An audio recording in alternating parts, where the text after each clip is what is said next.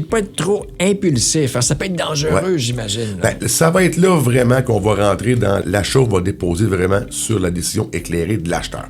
Donc, quand on va aller regarder, nous, les besoins de notre acheteur, ça va être là un petit peu, entre guillemets, on va faire l'avocat du diable. Avez-vous pensé à telle problématique?